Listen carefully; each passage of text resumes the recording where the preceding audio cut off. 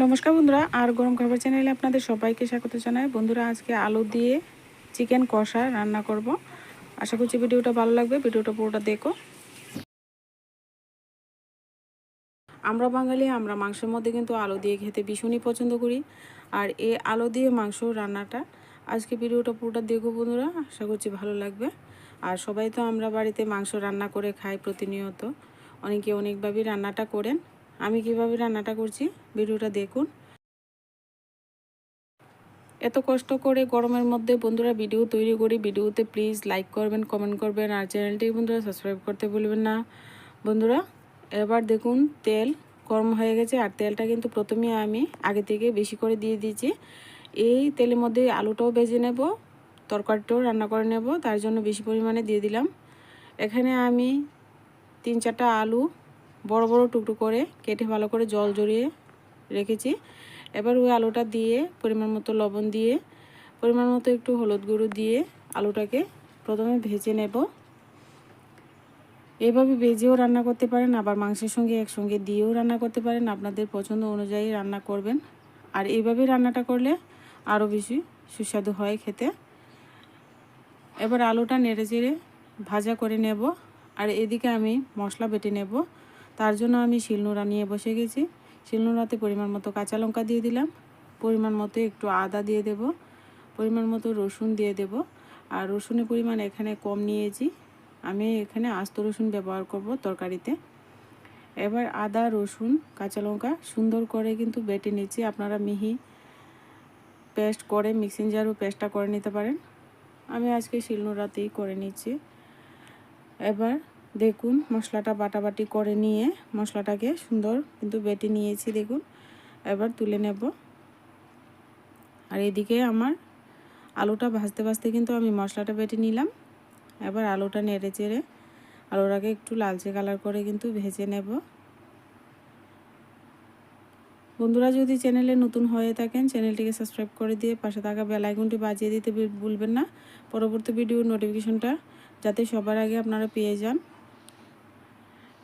এবার আলুটা ভাজতে ভাজতে সুন্দর কিন্তু লালচে রং ধরে গেছে। এবার তেল ঝরিয়ে উঠিয়ে নিচ্ছি।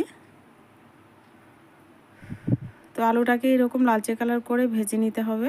আলুটাকে ভেজে নিয়ে এবার ওই তেলের মধ্যেই কিন্তু ফোড়ন দিয়ে দেব। ফোড়নে দেব আমি গোটা গরম মশলা। এখানে আমি গোটা গরম মশলা দিয়ে দিলাম, আর দিয়ে দিয়েছি 2টো তেজপাতা। গরম মশলা তেজপাতা ভালো করে ভেজে নেব। মশলাটা ভাজা হয়ে গেছে। এবার এখানে পরিমাণ মতো পেঁয়াজ কুচি দিয়ে দিচ্ছি, এখানে 2টো পেঁয়াজ কুচি দিয়ে দিলাম। এবার পেঁয়াজটাকে নেড়ে চেড়ে বাদামি বর্ণ হয়ে আসা পর্যন্ত কিন্তু ভেজে নিতে হবে। এখানে বেটে রাখা মশলাটা দিয়ে দিচ্ছি, আরও সাথে আমি কিছু মশলা এখানে দিয়ে দিচ্ছি। এর মধ্যে হলুদ গুঁড়ো দিয়ে দেব পরিমাণ মতো, সব মশলাপাতি আপনারা পরিমাণ মতো দেবেন। দিয়ে দিচ্ছি এখানে ভাজা জিরা ধনে গুঁড়ো বড় চামচে 2 চামচ দিচ্ছি। আর এখানে লাল লঙ্কার গুঁড়ো দিয়ে দিচ্ছি। লাল লঙ্কার গুঁড়োটা আপনাদের পছন্দ অনুযায়ী দিতে পারেন, আবার কাঁচা লঙ্কা দিয়েও রেসিপিটা করতে পারেন। এবার 2 চামচ দিয়ে দিলাম লাল লঙ্কার গুঁড়ো। আমি এখানে 1 কেজি মাংসের জন্য এই মশলাগুলি নিলাম। এবার মশলাটাকে ভালো করে কষিয়ে নিচ্ছি।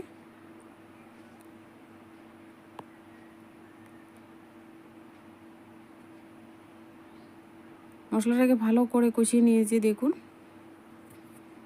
এবার আমি এখানে আগে থেকে ধুয়ে রেখে জল ঝরিয়ে রেখেছি মুরগির মাংস দেখুন। এবার ওই মাংসটা দিয়ে দিচ্ছি। মাংসটাকে দিয়ে ভালো করে নেড়ে চেড়ে নেব। সমস্ত মশলাটা ভালো করে মাংসের মধ্যে মিশিয়ে দেব।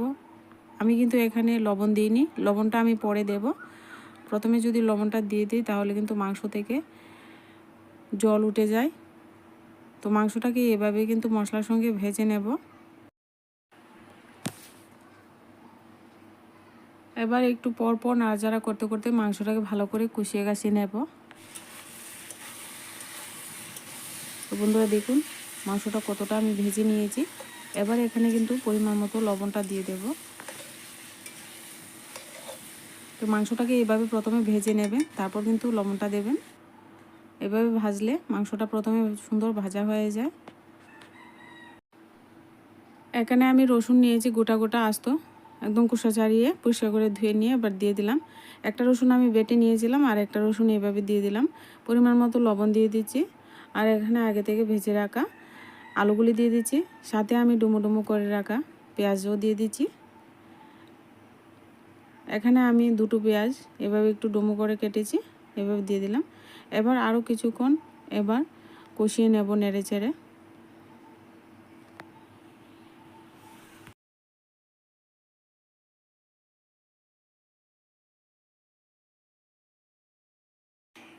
এতক্ষণ কিন্তু আমি ঢাকনা চাপা না দিয়ে কিন্তু মাংসটাকে একদম ভেজে নিয়েছি। এবার কিন্তু একটু সময়ের জন্য ঢেকে দেব। এবার লবণটা দিয়েছি, তার জন্য কিন্তু এভাবে ঢেকে তারপর ঢাকনা উঠিয়ে কিন্তু মাংসটাকে ভালো করে এভাবে নেড়ে চেড়ে কষিয়ে নিয়েছি। এবার মাংসের মধ্যে কিন্তু দেখুন মাংসটা কিন্তু সুন্দর কষানো হয়ে গেছে, মাংসটা একদম তেল উঠে গেছে মাংস থেকে। এই পর্যায়ে এখানে পরিমাণ মতো জল দিয়ে দিতে হবে। জল আমি এখানে একটু হালকা গরম জল ব্যবহার করেছি।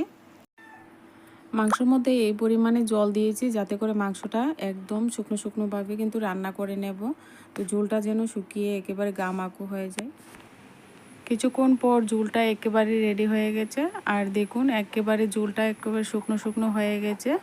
এই পর্যায়ে কিন্তু আমি এখানে আর গরম মশলা গুঁড়ো দেবো না, যেহেতু আমি এখানে, আপনারা চাইলে এখানে গরম মশলা গুঁড়ো দিতে পারেন। তো ভিডিওটা কেমন হয়েছে কমেন্টের মাধ্যমে জানাতে ভুলবেন না। আজকে ভিডিওটা এই পর্যন্তই, দেখা হচ্ছে নেক্সট ভিডিওতে।